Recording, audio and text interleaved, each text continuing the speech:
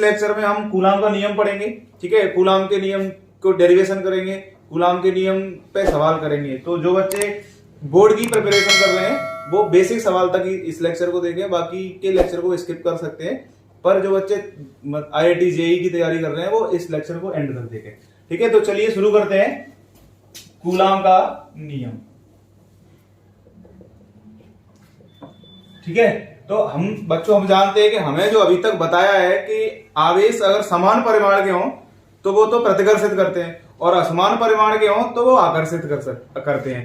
तो कूलाम ने क्या बताया इन दोनों आवेशों के बारे में? कूलाम ने बताया कि जब दो आवेश एक दूसरे से अगर r दूरी पर रखें, +q1 और +q2, ठीक है, तो ये प्रतिकर्षित करते हैं, आकर्षित करते हैं, तो हम पढ़ चुके हैं। यहाँ पे कूलाम ने बताया कि ये कितने बल से प्रतिकर्षित करते हैं और कितने बल से आकर्षित करते हैं, वो किसने बताया? कूलाम ने, ठीक है। तो हम कूलाम का नियम पढ़ते हैं। तो कूलाम ने बताया कि जब भी दो बिंदु आवेश, पॉइंट चार्ज किसके लिए है? बिंदु आवेश के लिए, बिंदु आवेश के लिए, ठीक है। तो इसने बताया कि जब भी दो बिंदु आवेश एक दूसरे से r दूरी पर रखे हों तो ये एक दूसरे पे बल लगाते हैं, या तो आकर्षण बल लगाएंगे या प्रतिकर्षण बल लगाएंगे, ठीक है। तो जो बल होता है वो उन दोनों आवेशों के गुणनफल के समानुपाती होता है, ठीक है। पहली बात ये बताई, और दूसरी बात ये बताई कि जिनकी जो बीच की दूरी है उसके वर्ग के व्युत्क्रमानुपाती होता है। इसका मतलब ये है कि अगर हम आवेशों का मान बढ़ाएंगे, छोटे छोटे आवेश हैं तो कम बल लगेगा, और अगर हम आवेशों का मान बढ़ा देंगे तो बल का मान, उनके बीच में लगने वाले बल का मान बढ़ जाएगा, ठीक है। और अगर बीच की दूरी को अगर बढ़ा देंगे तो बल का मान कम हो जाएगा, क्योंकि कैसा है? व्युत्क्रमानुपाती है, दूरी बढ़ाने पे बल का मान घटेगा, ठीक है। और क्या बताया इन्होंने कि इन दोनों के बीच, दोनों आवेशों के बीच में जो बल लग रहा है वह जो बल होता है वो क्या करता है? इन दोनों को मिलाने वाली रेखा जो है ना उसके अनुदिश होता है, ठीक है। दोनों आवेशों को जोड़ने वाली रेखा के अनुदिश होता है, ठीक है ना बच्चों। और क्या बताया उन्होंने? बताया कि जो बल लगता है इन दोनों के बीच में वो इनके बीच माध्यम पर निर्भर करता है। किस पर निर्भर करता है? माध्यम पर निर्भर करता है। मतलब अगर हवा में निकाल रहे हैं तो अलग बल है, अगर हम वाटर में करेंगे उसी एक्सपेरिमेंट को, उसको बल निकालेंगे तो अलग बल आएगा, ठीक है। तो ये इतनी सारी चीजें इन्होंने बता दी कि अगर दो आवेश एक दूसरे से r डिस्टेंस पे, r दूरी पे उपस्थित हैं तो उनके बीच में जो बल लगता है वो उन दोनों आवेशों के गुणनफल के समानुपाती तथा बीच की दूरी के वर्ग के व्युत्क्रमानुपाती होता है, ठीक है। अब हमने क्या किया कि अब ये दोनों साथ में है तो इनको साथ में लिख सकते हैं, A proportional Q1 Q2 upon r², ठीक है। अब मैं प्रोपोर्शनल हटाऊंगा तो क्या आएगा? कोई कांस्टेंट आएगा। क्यों आता है कांस्टेंट? प्रोपोर्शनल का मतलब बराबर नहीं होता है। अगर मैं इसको प्रोपोर्शनल आगे सीधे लिख दूं F बराबर Q1 Q2 अपॉन r² तो वो नहीं होगा। तो F बराबर जैसे प्रोपोर्शनल आया तो यहाँ कांस्टेंट आ रहा है K Q1 Q2 upon r²। अब बातें आती है कि ये K क्यों आया, ठीक है।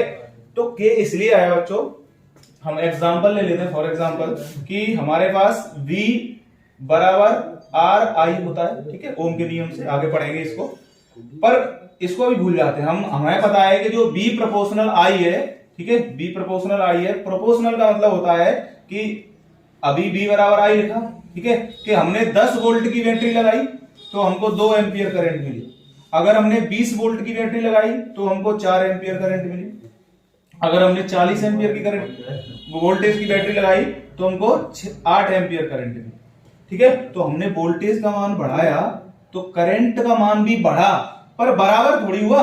बराबर कब होगा? जब इन सब में एक कांस्टेंट राशि का क्या कर देंगे? गुणा कर देंगे। तो हमने काय का गुणा किया? 5 का, तो 5 दूनी 10 ना, 20 और 40। अब ये चीजें बराबर हुई। कब बराबर हुई? जब हमने किसी कांस्टेंट राशि का गुणा कर दिया, मतलब 5 का गुणा कर दिया। वो अब फॉर एग्जांपल यहाँ पे किसका अगर प्रोपोर्शनल हटाएंगे तो किसका गुणा करेंगे? R का।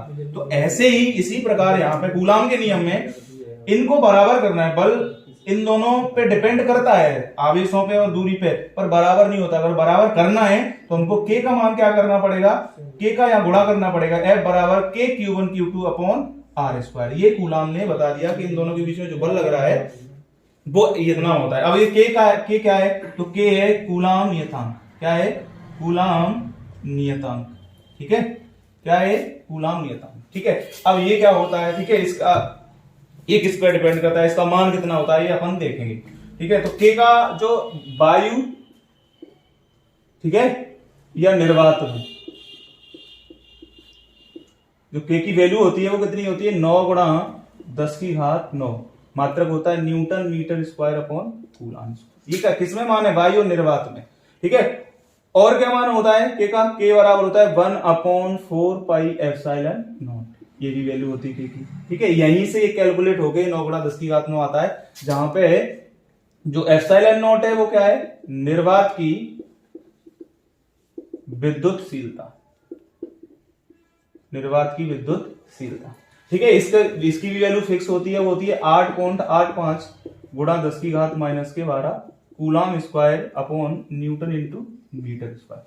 अब बात आती है कि ये मात्रक सर आपने यहां कैसे लिख दिया? Newton metre square upon coulomb square. मैं बता देता हूं कि हम जानते हैं F बराबर क्या है? के Q1 Q2 upon are square. इसको मैं इधर ले जाऊं तो के बराबर क्या हो जाएगा? F into R square upon Q1 Q2। ठीक है, अब मुझे पता है बल का मात्रक क्या होता है? न्यूटन होता है। दूरी का मात्रक क्या होता है? मीटर होता है, तो यहां मीटर का स्क्वायर हो जाएगा। और आवेश का मात्रक क्या होता है? कूलाम। तो कितने आवेश है? Q1 और Q2, तो 2 आवेश है, तो कूलाम का स्क्वायर हो जाएगा। तो क्या आ गया? Newton metre square upon coulomb square. ठीक है, अगर हम के की विमा की बात करें, ठीक है, के की विमा, ठीक है, विमा होती है मूल राशियों पे चढ़ाई जाने वाली घातें। तो अगर मुझे पता है बल की विमा कितनी होती है? mlt-2 into L2 upon AT का होल स्क्वायर। तो यहां से जो विमा कैलकुलेट हो जाएगी वो m l, एक l और 2 l, L3 मल्टीप्लाई करने पे घातें जुड़ जाती हैं, तो क्या हो जाएगा? 3l हो जाएगा, L3 हो जाएगा, और t माइनस के 2 ऊपर है और प्लस के 2 ऊपर जाएगा तो माइनस का हो जाएगा, तो कितने हो जाएंगे? माइनस के 4, और a नीचे से ऊपर जाएगा तो a माइनस के 2। ये के की विमा होगी। ठीक है, ऐसे ही ε0 जो है वो के का उल्टा है एकदम। तो ε0 के लिए मात्रक क्या हो गया? जस्ट के का उल्टा हो गया। तो जो डायमेंशन है वो जस्ट के की उल्टी हो जाएगी। ठीक है ना। अब हम निर्वात के लिए हम फॉर्मूला लिखना चाहें कूलाम का, निर्वात या वायु में, तो क्या हो जाएगा? के बराबर 1/4, सॉरी, F बराबर 1/4πε0 Q1 Q2 upon are square. ठीक है ना। ये क्या के लिए? निर्वात या वायु के लिए, क्योंकि अभी यहाँ मीडियम माध्यम हमने लिया नहीं है, क्योंकि ये जो ε0 ली है वो काय की है? निर्वात की विद्युतशीलता। इसका मान कितना होता है? 8.85 गुणा 10⁻⁻12। तो ये काय के लिए आ गया? निर्वात या वायु में अगर हम निकालेंगे कूलाम के नियम में, तो जो बल आएगा वो इसकी वैल्यू रख दें और आवेशों के गुणनफल का मान रख देंगे, तो हमारा कूलाम का नियम आ जाएगा। ठीक है, नोट कर लीजिए। अपन ने जो, ठीक है, निर्वात या वायु में जो फॉर्मूला होता है, ठीक है, वायु में कूलाम के नियम से जो फॉर्मूला है बराबर 1/4πε0 Q1 Q2 upon are square.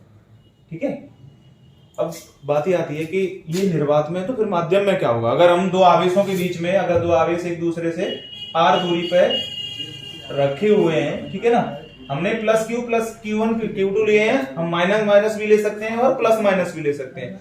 ठीक है, उसमें कुछ नहीं है, बल हमेशा समान रहेगा। अगर समान परिमाण के लिए दिशा अलग अलग हो जाएगी, क्योंकि बल कैसी राशि है? सदिश राशि। ठीक है, तो अगर इनके बीच में माध्यम रखते हैं, इनको हमने क्या किया? अभी तक तो हम दोनों आवेशों को हवा में लेके चल रहे थे, हवा में रखा था या निर्वात में रखा था जहां पे कुछ भी नहीं है। ठीक है, अब हमने इसी आवेशों को हम पानी में ले जाकर रख दिया। ठीक है, तो माध्यम बदल गया। ठीक है, या किसी और जगह मतलब रख दिया जहां माध्यम अलग हो जाएगा, तो उस जगह माध्यम, जहां माध्यम अलग हो जाएगा वहां पे कितना बल होगा, तो उसको हमने देखा। तो हम क्या करेंगे? F बराबर 1/4πε रखा, खाली ε0 नहीं रखा, क्योंकि एप्सिलॉन या εm रख लिया। ठीक है, Q1 Q2 upon are square. ठीक है, ये काय के लिए हो गया? माध्यम के लिए, किसी माध्यम के लिए,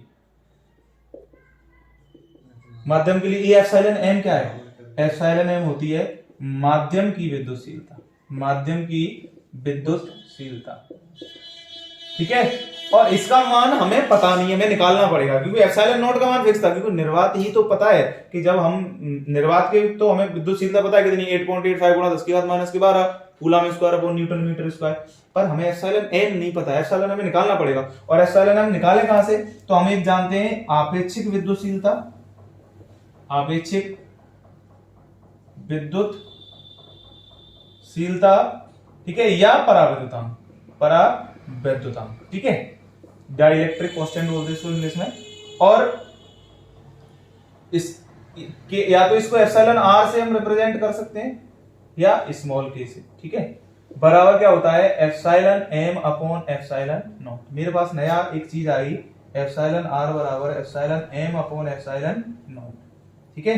यहां से अब ये एप्सिलॉन आर का मान है ना, और या के का मान है, वो फिक्स होता है हर मीडियम के लिए। अगर हम बात करें एप्सिलॉन आर पानी के लिए, ठीक है, पानी के लिए एप्सिलॉन आर का मान होता है 81, ठीक है, 81।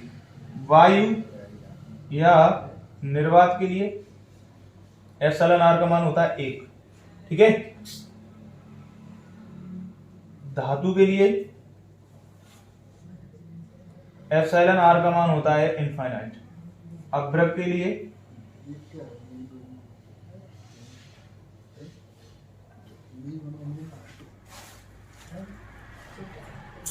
एप्सिलॉन आर होता है 6, ठीक है ना। तो ये कुछ मीडियम है जिनके मुझे पता होना चाहिए कि इनके लिए एप्सिलॉन आर का मान या पराविद्युतांक का मान कितना होता है, मीडियम का मान कितना होता है। अगर मुझे ये पता है तो मैं एप्सिलॉन एम निकाल लूंगा कहां से, एप्सिलॉन एम बराबर क्या होता है epsilon naught into epsilon R, epsilon R. यहां से मेरा एप्सिलॉन आर का मान निकल के आ गया, इसको उठा के मैं कहां रख दूं, इसमें रख दूं, ठीक है। इसको मैं समीकरण मान लो फर्स्ट माना, इसको मैं सेकंड मान लेता हूं, इसकी वैल्यू उठा के इसमें रखूंगा, तो मेरे पास क्या आ जाएगा कि एफ बराबर 1/4 pi epsilon naught into epsilon R, ठीक है, epsilon naught into epsilon R Q1 Q2 upon are square, ठीक है। अब मेरे पास ये काय के लिए आया, माध्यम के लिए। अब यहां से मैं किसी भी माध्यम के लिए अगर पानी के लिए निकालना चाहूं तो एप्सिलॉन आर का मान कितना रख दूंगा 81।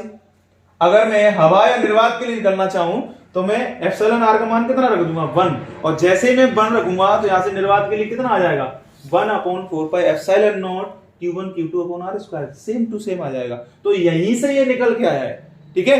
इसी की वैल्यू 9 गुणा 10 की घात 9 होती है 1/4 पाई एप्सिलॉन नॉट की, ठीक है।